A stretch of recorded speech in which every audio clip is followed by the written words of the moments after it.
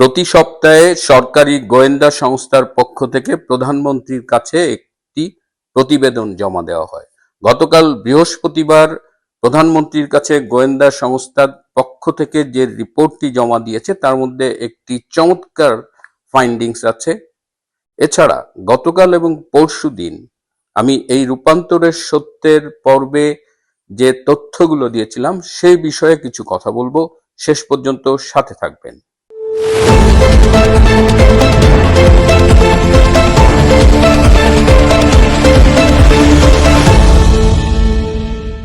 আসসালামু আলাইকুম, আদাব এবং নমস্কার।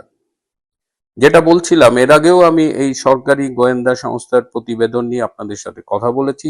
তো গতকালকের প্রতিবেদনে সরকারি গোয়েন্দা সংস্থার মাঠ পর্যায়ের ফাইন্ডিংস অনুযায়ী যে তথ্য প্রধানমন্ত্রীর সামনে উপস্থাপন করা হয়েছে তাতে বলা হয়েছে কমপক্ষে 67% মানুষ তারা অধীর আগ্রহে অপেক্ষা করছে যে বাংলাদেশের রাজনীতিতে আবার আওয়ামী লীগ ফিরে আসবে। আওয়ামী লীগের জন্য সাধারণ মানুষের ভেতরে একটা আগ্রহ এখন একদম সেটা অপেক্ষায় পরিণত হয়েছে এবং মানুষ চাইছে যে আওয়ামী লীগ রাজনীতিতে এই মুহূর্তে ফিরে আসুক। এই পিলে চমকানো তথ্যে সরকারের নীতি নির্ধারকদের মধ্যে এক ধরনের আলোচনা হয়েছে এবং আপনারা রিসেন্টলি খেয়াল করেছেন যে আওয়ামী লীগের উপরে সরকারি প্রশাসন যন্ত্রের নির্যাতন কিন্তু বিগত দিনের চেয়ে অনেক বেড়ে গিয়েছিল।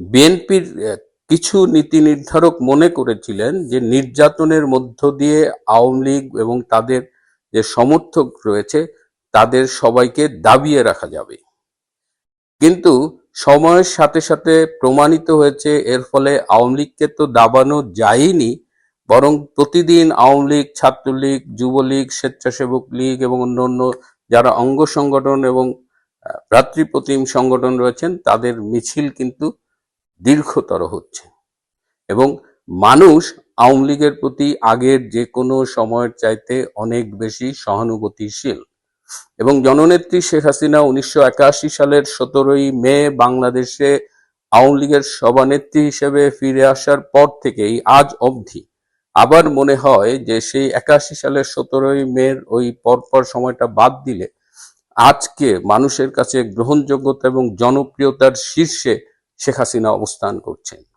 তো মানুষ আওয়ামী লীগকে ফিরে চায়, এর পাশাপাশি মানুষ শেখ হাসিনাকেও ফিরে পেতে চায়। বাংলাদেশ এমন একটা ফেইল্ড স্টেট হবার দিকে যাচ্ছে, এমন একটা মিস গভর্নেন্স হচ্ছে যে মানুষ এখন প্রতিটি পদে পদে শেখ হাসিনার অভাব অনুভব করছে এবং তারাই বলছে যে শেখ হাসিনার আমলে কোনটা ভালো ছিল, কোনটা কেমন ছিল এবং বর্তমান আমলে কি অবস্থা।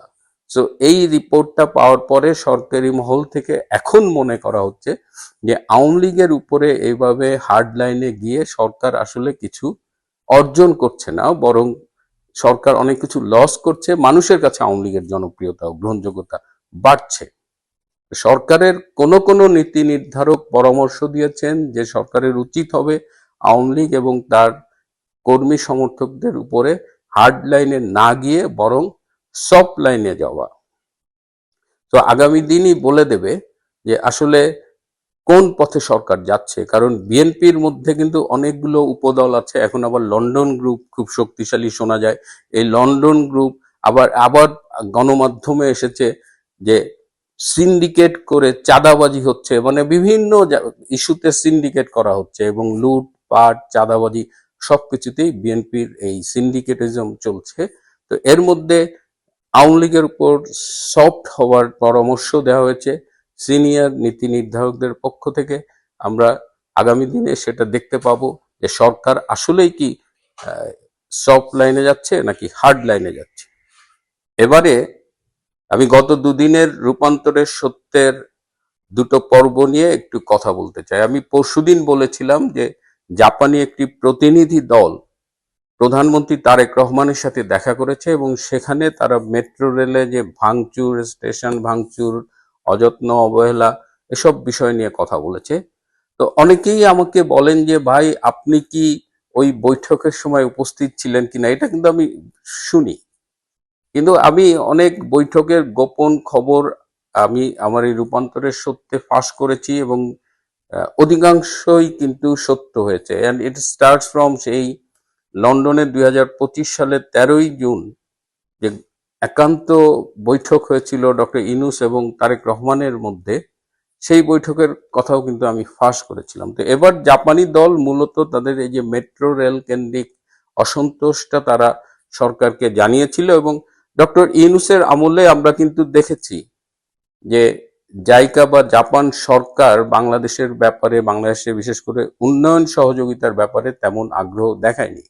তো সেটি প্রধানমন্ত্রীর সাথে আলাপ করার পরে আমরা দেখেছি যে আজকের এই ছুটির দিন হওয়া সত্ত্বেও সরকারি কর্মকর্তারা, এমনকি আমাদের যে সড়ক পরিবহন এবং সেতু মন্ত্রণালয়ের মন্ত্রী শেখ রবিউল আলম, তিনি নিজে মিরপুরের মেট্রো রেল স্টেশনে গিয়েছেন, যেটি জুলাই আগস্টের জঙ্গি অভ্যুত্থানে জঙ্গিরা ধ্বংস করেছিল। সেই স্টেশন তদারক করতে গিয়েছেন।